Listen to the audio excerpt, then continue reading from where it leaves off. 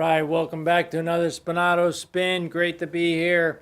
It's a little steamy day, I guess is a good way to look at it here on the 1st of August. August already, you believe that? Another month or so, we'll be wondering where did the summer go. And at the same time, we got 5 more spins, hopefully, for the whole month of August. Exciting stuff. And I'll make another exciting statement here for you. I want to do a little role play with you in the beginning, and then I want to slide into the topic of the night, of the day, of the week, whatever you want to call it. But the bottom line is, here's really how you can grab hold of a conversation and really get yourself going.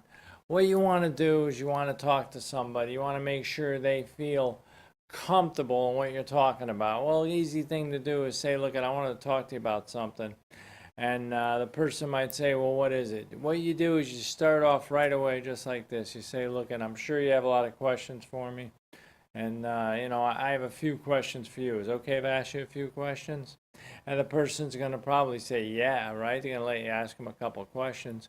So you also want to make sure you do this too. You want to say something to the effect of like, look when we're talking about this subject that we're about to talk about, if at any point in time you feel that you're not interested, will you do me a favor and will you stop me? Because I don't want to waste your time and I definitely don't want to waste mine.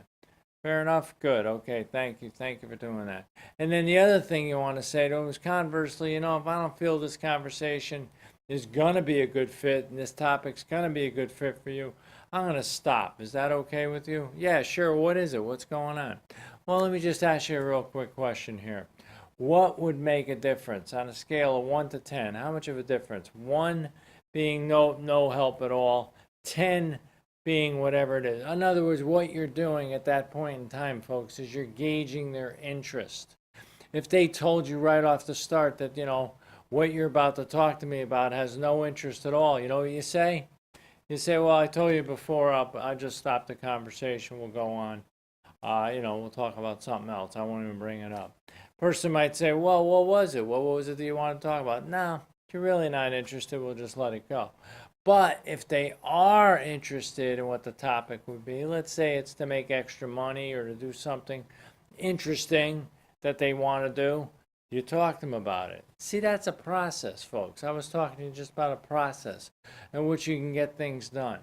And the process works for another thing, too, which is really, really important. And I talk about it a few times already. It's controlling your subconscious mind. It's reprogramming your subconscious mind. People say, well, why would I want to reprogram my subconscious mind? Well, think about this. Most of the thoughts you have, and I'll say 3/4 of the thoughts, statistics say 76% of the thoughts that go through our mind every day are not productive. They're not going to get us where we really want to go. It's funny. We grow up, we're young, we look at things, we're told certain things. We read, people read us fairy tales when we were younger. All these things. It's always happiness and a happy ending, and you can get all you want if you work real hard and you believe in it, right? Isn't that what they tell us? Isn't that what we really have been told all of our lives, a lot of us? Well, what happens? Why don't we get that? Why don't we get that? Have you ever asked yourself, well, why didn't that ever work out? You know what it is? It's because whatever got into your mind after they told you that diluted everything. It didn't stay positive enough. You didn't tell yourself the right thing over and over and over. Look at the next step. You see, a lot of stuff takes time. That's what I'm talking about, the process. Bonsai, it's a Chinese bonsai tree. That is not a Chinese bonsai tree. A Chinese bonsai tree shows no evidence at all of any growth for 5 years. You have to water it, cultivate it, and then all of a sudden, within a 5-month period of time, it shoots up to 80 feet tall. 80 feet tall. Can you imagine if that person quit like 2 years into the process, would have lost out on it? The dream, the idea of that tree would have died in the ground because the person didn't take care of it as much as you should. Well, that's your dreams, folks. That's your life. And when I talk about the process is really what will it take to reprogram your subconscious mind. Let's take another look at a picture here. You got to have a reason, right? I mean, one famous, very wealthy and successful individual was once asked, well, what made you want to become successful? He said, well, I had some really good reasons why I wanted to be successful. That's it, folks. If you look at your bankroll, you look at anything you have in your life right now, the reason why it's not as good as you want it to have it right now is because you don't have enough reasons for it to be good. It's back to the process. I said, well, if you're not interested in that topic I just gave you, you probably don't have any reasons to want to learn about what I'm talking about. You got to have reasons.